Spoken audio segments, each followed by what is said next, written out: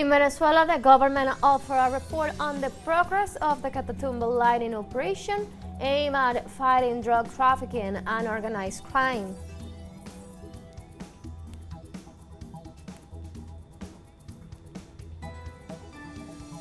The Mexican government announced on Friday the investment of almost $2.6 billion in 2025 to strengthen food and self-sufficiency.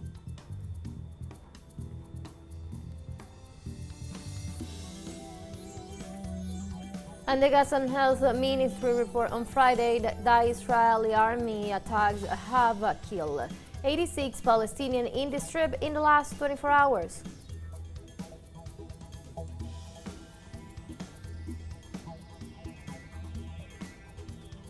Hello and welcome to From the South. I'm Ana Marrero from the teleSUR headquarters in Caracas, Venezuela. We'll be with the news. Stay with us.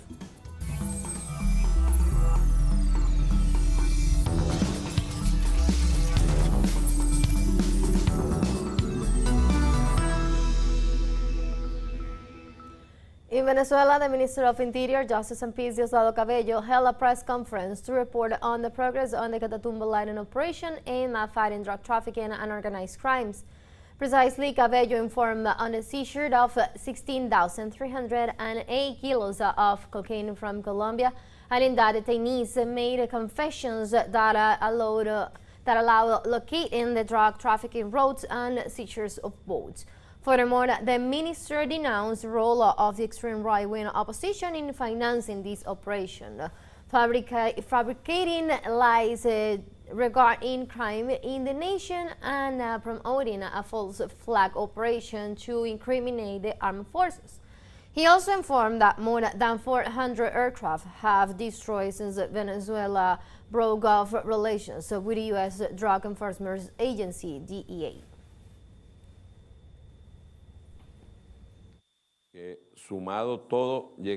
Adding it all up to 9,000 in the following operations, 9,866 from before, plus the 6,441 that I am announcing now, gives a total of 16,308 kilos and 10 grams of cocaine of the highest purity.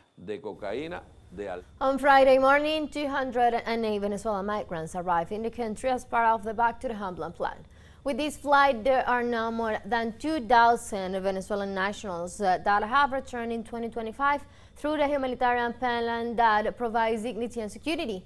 This is the third flight of migrants landing in the country in the past 2 days. It is known that the migrants who arrive in a U.S. plane will go through a process of criminal and medical checks and then be taken home directly. Let us remember that these migrants who have returned to the country in the last few weeks have been victims of the fascist plan of the U.S. government, which is developing a plan of persecution and kidnapping against Venezuelans who are on U.S. soil.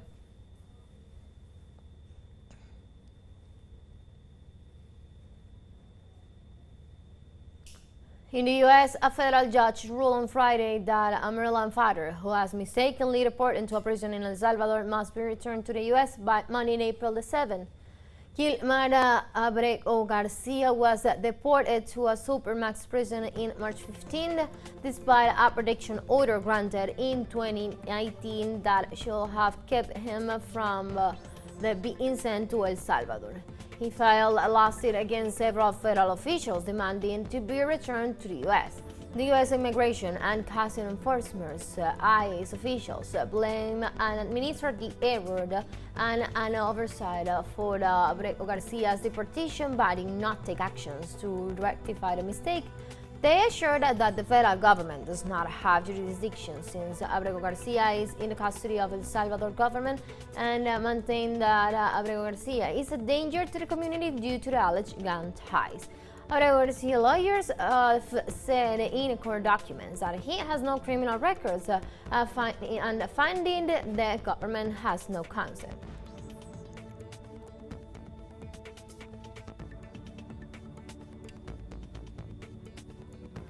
Panamanian teachers' trade unions have rejected privatization of Social Security funds and demanded improvements in that system on the second day after a national strike.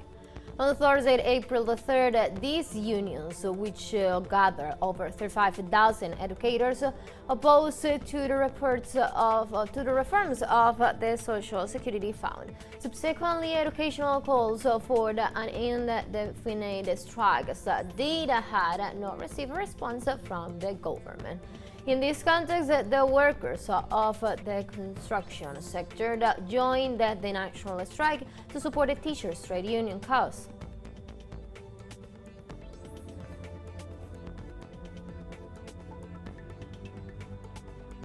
In this context, at least 6 people were reportedly arrested in Panama on Thursday for demonstrating against the recently approved law of the Social Security Fund.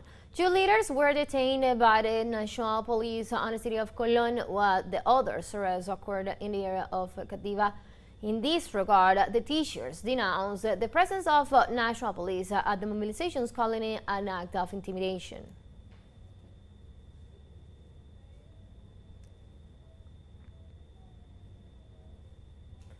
The Peruvian justice ratified the decision to annul the trial against political leader Keiko Fujimori for the alleged irregular financing of her 2011 and 2016 electoral campaign. The Public Prosecutor's Office will have to restructure part of the investigation and refile the indictment, a process that could take between 1 and 2 years and a half. A judge will define whether to open an oral trial for the cocktails case, in which Fujimori and 32 other people linked to her party, Fuerza Popular, are investigating for alleged illegal contribution to their campaign.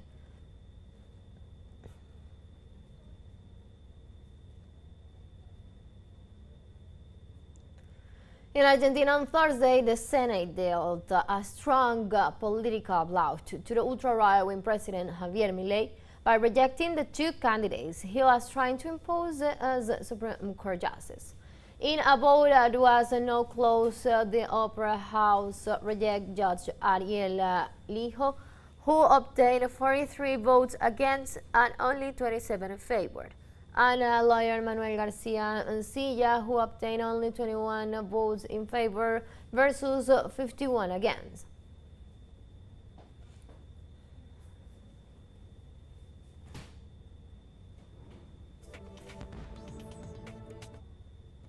Let's take a very first break, but remember, you can join us on our TikTok account as teleSUR English, where you'll be able to see news in different formats, news updates, and more. Stay tuned for more news.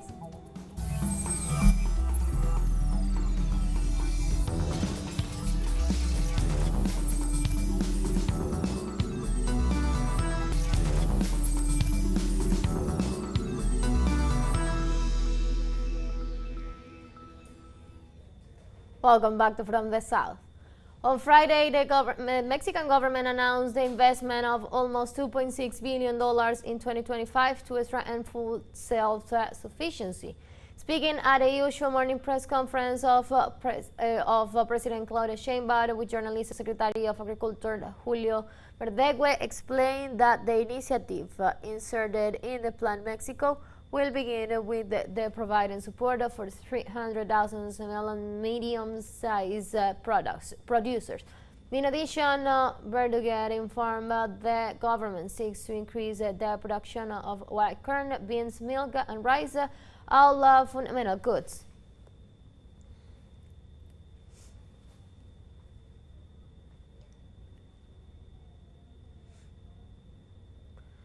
The president of Colombia, Gustavo Petro, affirmed that America is seeking new opportunities with the tariff imposed by the U.S. The Colombian president explained that his U.S. counterpart, Donald Trump, is coherent with his national tariff formula, which seeks to develop domestic production.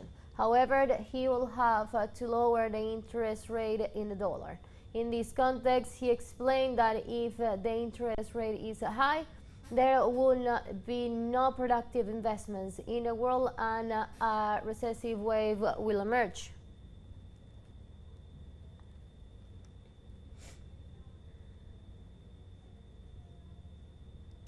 The U.S. 10% tariff threatens to aggravate the economic crisis in Haiti, planting thousands of jobs in the textile industry at risk. Haiti's textile industry has historically relied on duty-free market access thanks to the trade agreements such as Huben Help. These agreements have been instrumental in allowing Haiti to export products duty-free, and in 2023, clothing exports accounted for more than 80% of the total, supporting thousands of jobs in the country. In this sense, the uncertainty created by the new policy could further deepen the economic crisis facing the region, which is currently affected by the political instability and natural disasters.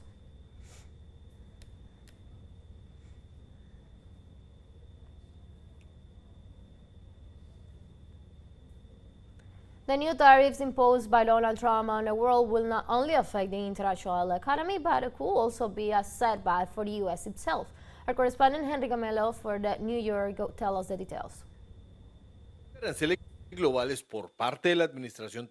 imposition of global tariffs by the Trump administration has shaken world markets. After the announcement, the main stock markets closed lower due to the uncertainty of the economic and financial course of this country. China, the European Union, Japan, and South Korea announced retaliatory measures. However, economists expect the economic impact to be much less than anticipated. En Estados Unidos sea mucho menor de lo que se anticipa. Yo creo que al final del día el mercado se va a ajustar. I think that at the end of the day, the market will adjust. The other countries can no longer raise tariffs, so what the United States would do would be to raise them even more so that you no longer buy a German car and you end up buying a United States car. No, and that obviously is not going to benefit literally anyone. No va a beneficiar literalmente a nadie. Tariffs for automobiles imported to the United States went into effect as of April 3rd, and sales have already plummeted, something that has dealership owners very worried. They're very concerned that the cars are going to become unaffordable, and that's something that we're concerned about as well, because if the cars aren't affordable, then we can't help our customers. You know, that's our primary goal, is make sure that all our customers are served. With the new 25% tariff on imported cars, U.S. consumers will be paying between $5,000 and $15,000 more for the purchase of a new car. We are not going to be able to change our car. We are simply going to have to maintain it better, take better care of it, and move on, nothing more. Según un estudio del Centro de Investigación de la Universidad Yale, according to a study by the Yale University Research Center, these tariffs will hit the poorest families in the United States the hardest, who could experience a drop in income of up to 5.5%. In that sense, the so-called Liberation Day, for Democrat leaders, is the beginning of a new recession. Es el inicio de una nueva recesión. House Republicans, Senate Republicans, and Donald Trump haven't done a single thing to lower the cost of living in this country. Not a single bill, not a single executive order. In fact, Republicans are crashing the American economy in real time and driving us to a recession. This is not Liberation Day, it's Recession Day. Y de igual manera coinciden economistas de todo el país. And economists from all over the country agree, predicting an economic recession in the United States as a result of these new tariffs and the economic war that Trump has declared on the world. Pablo Daniel Ho y Henry Camelo, teleSUR, Nueva York.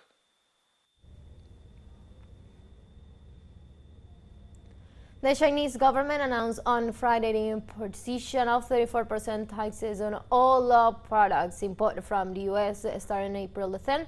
This is a countermeasure to the recent tariff applied by Trump's administration. In this context, China strongly condemned the U.S. imposition of levels on the alleged reciprocal grounds, and it urged that those measures violate the rule of the World Trade Organization and damage the global trade system. Beijing reported that its countermeasures include restricting imports of rare materials used in electronic components in the aerospace industry and for other technological sectors, as well as sanctioning companies for selling arms to Taiwan province.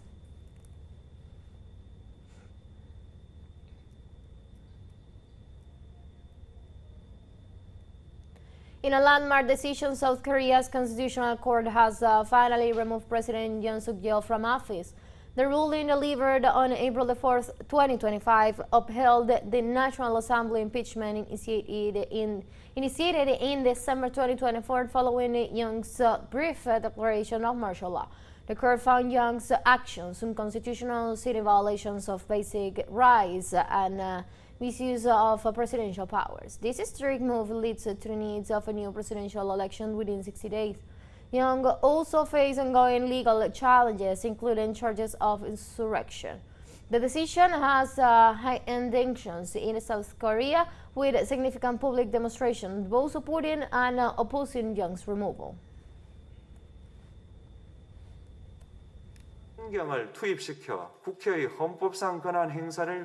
By deploying military and police, Yoon obstructed National Assembly's constitutional exercise of its power and denied people's sovereignty and democracy. Yoon also violated the governance principles defined by the Constitution by deploying the military to the Election Commission to conduct search and seizure. Through his proclamation, he broadly violated people's fundamental rights. Such acts are a violation of principles of the rule of law and a democratic state. These acts violated the constitutional order and seriously jeopardized the stability of the democratic republic. Let's take a last break, but before we invite you to visit our Facebook page at teleSUR English, where you'll be able to watch our top stories, special live coverage, and much more. Follow our page and active the notification button to stay up to date on our most recent events. Un financial break, don't go away.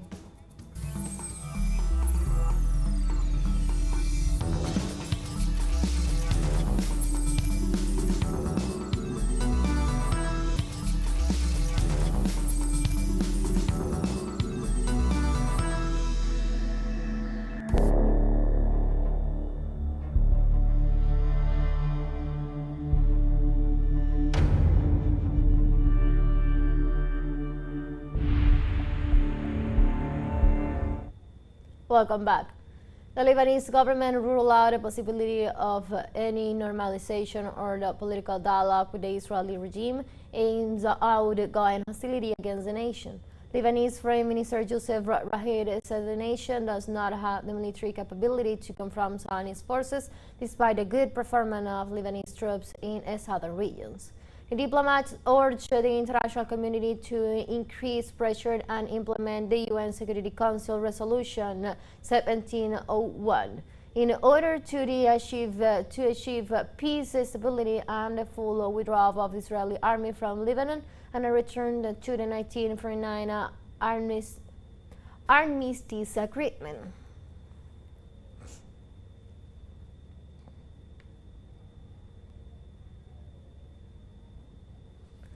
The Netanyahu administration aims at dividing and seizing the Gaza Strip by means of the Morgan Corridor and the Israeli occupation forces' large offensive in both northern and southern Gaza.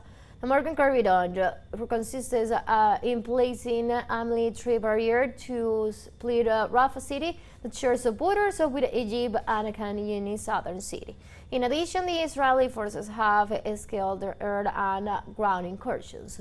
As a result, the Gazan Health Ministry reported on Friday some 86 deaths in the last 24 hours and reviewed that since March 18, Israeli attacks have led to 1,249 fatalities.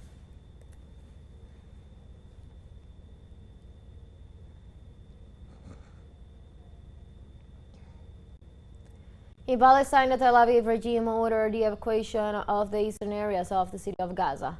Amidst intense bombardments and bouts of fires, the Zionist occupation extends its ground aggressions in northern Gaza. Local media report that Israeli troops began their incursion east of the Suya and Zaytun neighborhood, forcing the inhabitants to leave the area.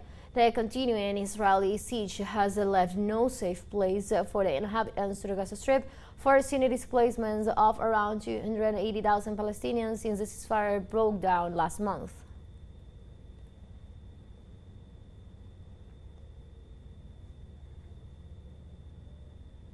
The government of Russia and the alliance of Sahel states, Burkina Faso, Mali, and Niger established a strategic partnership in order to maintain cooperation on security and defense issues.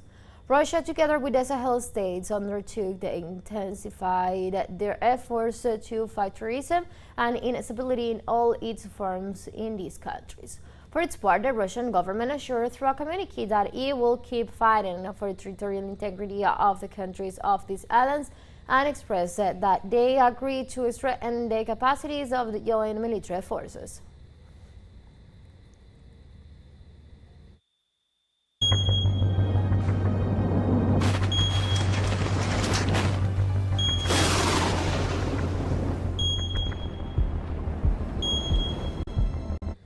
Moving on, following the devastating earthquake that struck Myanmar on March 28, 2025, temporarily hospitals have been established to treat victims as medical facilities are severely damaged and overwhelmed. In the capital, thousands of Bhutanese health workers collaborated with military medics to care for approximately 100 injured patients at a temporary hospital set up in a sports file. Similarly, in Mandalay, patients were transported on stretchers to makeshift medical tents operated by Russian medical volunteers.